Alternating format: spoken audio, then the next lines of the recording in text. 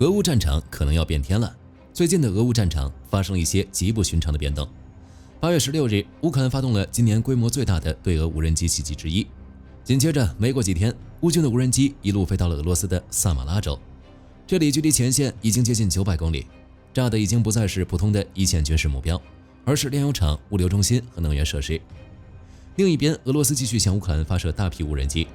8月22日到23日的一夜之間，俄軍發射了127架無人機。與此同時，頓巴斯方向的俄軍也沒有停歇，甚至在波克羅夫斯克、康斯坦丁諾夫卡等方向繼續集結兵力，前線在重組，後方在燃燒。這些場景單看像是單純的打擊和報復，但是把這些零碎的碎片拼湊在一起，擺在面前的問題是，這到底只是漫長戰爭裡的又一次常規消耗，還是戰爭升級的前兆？以前我們看俄烏戰況，視線基本都集中在泥濘的戰壕和廢墟裡，看的是今天俄軍又往前推了幾百米，明天烏克蘭又顽強地奪回了哪個村莊。但現在，如果你仔細觀察烏克蘭近期的動作，會發現戰爭的視覺中心正在發生偏移。比起在前線的消耗，烏克蘭現在越來越傾向於一種打法，在俄羅斯把彈藥和燃料送到前線之前，先把他們大後方的戰爭機器給拆掉。最近這段時間，烏克蘭持續攻擊的目標涵蓋了俄羅斯的煉油廠、電力設施以及大型軍用機場等。尤其是8月21日到22日那一波襲擊，烏軍直接命中了新古比雪夫斯克煉油廠和歐總物流中心。大家要知道，這兩個地方距離烏克蘭控制區將近900公里，而且這不是偶發的孤立事件。就在幾天前的8月13日到14日，烏軍已經精準襲擊了列寧格勒州的煉油廠和特維爾州的大型倉庫。為什麼烏克蘭突然開始執着於炸這些看起來似乎不像前線堡壘的設施？因為對於俄羅斯這個龐大但臃腫的國家來說，這些設施就是驅動其前線運轉的真正底座。俄軍的戰術一直比較依賴龐大的炮火覆蓋和機械化部隊的平推，而這種打法對後勤物資的吞吐量要求是極其恐怖的。煉油廠就是俄羅斯坦克的血液，鐵路和物流中心就是輸送炮彈的履帶，電力系統則是維持整個軍工制造的命脈。烏克蘭非常清楚，如果任由俄羅斯充分發揮體量和兵力上的優勢，那戰爭就會變成一場對烏克蘭不利的消耗戰。所以，烏軍越過前線的防空網，通過這一系列的遠程襲擊，實際上正在完成一個極具戰略眼光的舉動。他們要打戰爭經濟節點，而不再被動地承受俄羅斯的壓力，而是嘗試把俄羅斯原本安享太平的戰略纵深變成新的戰場。那些曾經躲在幾百公里外，以為戰火永遠燒不到自己頭上的俄羅斯後勤網絡，現在隨時面臨着從天而降的毀滅。但是我們不能因為俄羅斯打的是一場非正義的戰爭，和他開戰以来的表現來否定他、瞧不起他。那麼俄羅斯就這樣心甘情願讓烏克蘭把自己的戰略縱深撕開嗎？他會作何反擊呢？如果我們只看烏克蘭近期那些亮眼的纵深打擊，很容易產生一種錯覺，仿佛俄羅斯只是在單方面挨打。但站在俄羅斯軍方高層的角度，他們絕不可能坐視自己的戰略縱深被烏克蘭一點一點打破。面对烏克蘭靈活的穿插打擊，俄羅斯的應對方式充滿了他們一貫的粗暴與體量壓制。既然前線陷入僵局，既然你的無人機能飛到我的煉油廠，那俄羅斯的回應就是繼續擴大自己的遠程打擊規模。在8月22日至23日那個夜晚，俄軍一次性向烏克蘭發射了127架無人機，而且在此之前，俄羅斯一直保持着這種高強度的无人機攻擊頻次。當我們去看俄羅斯的反撲目標時，會發現一個非常鮮明的對比：烏克蘭打的是維持戰爭運轉的煉油廠和物流樞紐，而俄羅斯死死咬住的是烏克蘭的能源、交通、工業甚至城市的基礎設施。在俄羅斯的視角裡，他們試圖利用自身龐大的武器庫存，把戰爭變成一場令人窒息的消耗戰。他們的目的不僅是破壞軍事設施，更是想通過不断摧毀供電網絡和城市基建來拖垮烏克蘭的國家運轉能力，試圖用這種野蠻的疲勞戰術去折斷烏克蘭社會的抵抗意志。於是，在當前的俄烏戰場上，形成了一種慘烈的縱深互毆。烏克蘭在精準切割俄羅斯的戰爭血管，俄羅斯在瘋狂轟炸烏克蘭的後方基建。這已經不再是單純的前線陣地爭奪，雙方都在用盡全力，試圖從內部瓦解對方。表面上看，雙方都在往對方的後方扔無人機，似乎打成了平手。但如果你仔細去翻看烏克蘭最近長長的打擊清单，你會發現，烏克蘭的算盤打得遠比俄羅斯精明得多。俄羅斯砸向烏克蘭的往往是巡航導彈和成百上千架自殺式无人機，目標是電網和基建。當烏克蘭的工人們冒着炮火，通常幾天就能把變電站搶修出個大概。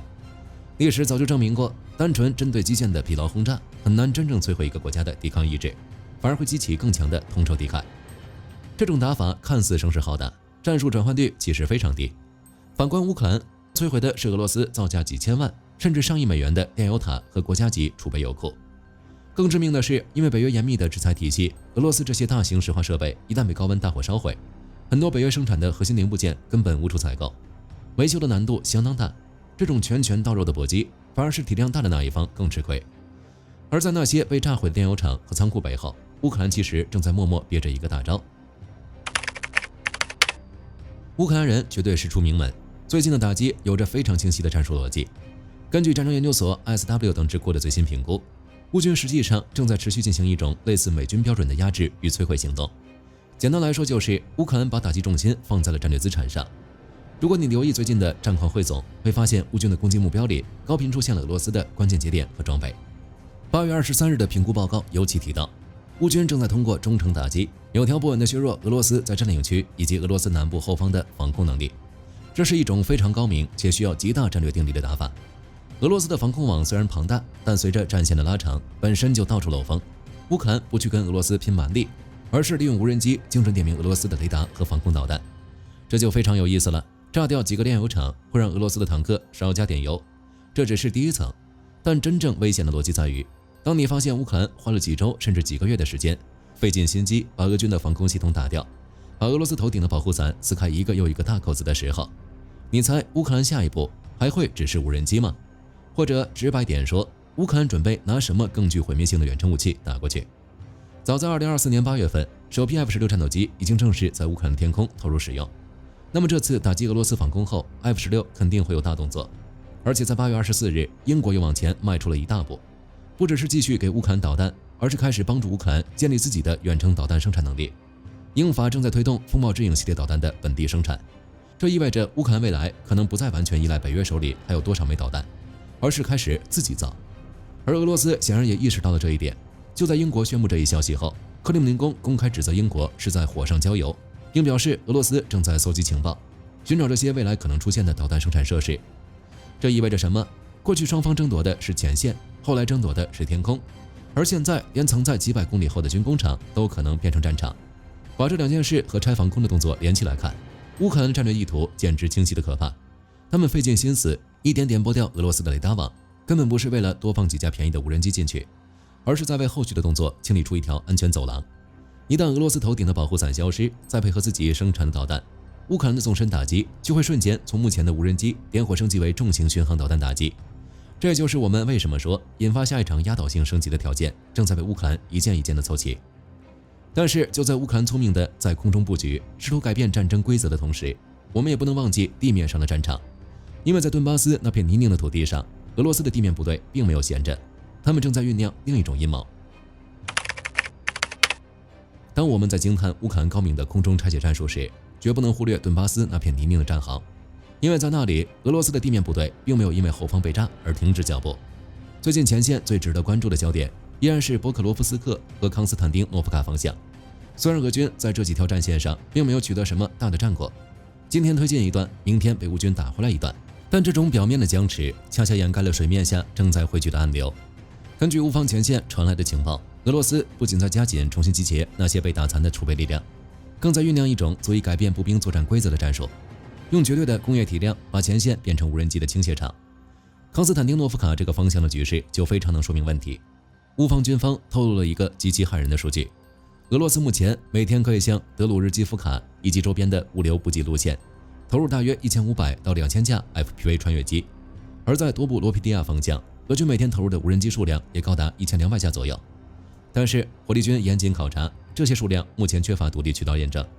但無論是打了多少折扣，它至少說明一個趨勢：俄羅斯正在瘋狂的、不計成本的增加前線無人機的密度。以前的步兵冲锋靠的是炮火準備和坦克掩護，但現在面对烏克蘭极其坚韌的防禦陣地，俄羅斯試圖用這種鋪天蓋地的自殺式蜂群去填平雙方在戰術素養上的差距。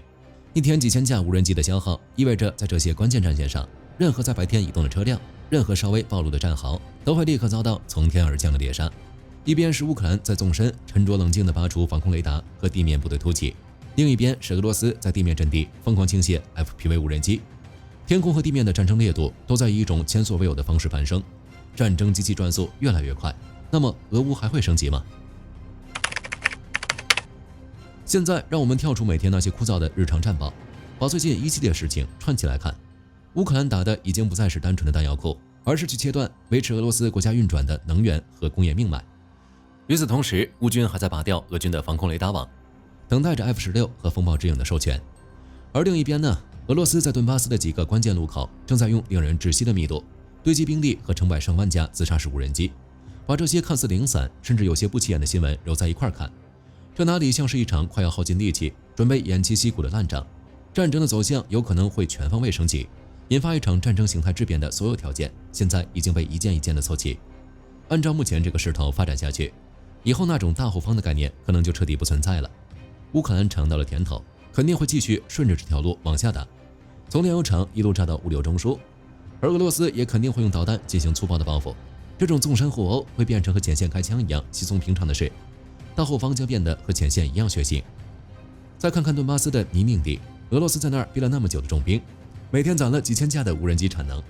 他們的胃口絕不只是為了再去啃下幾個殘破的空村子，他們這是想用絕對的體量把頓巴斯的整個防線給鑿穿。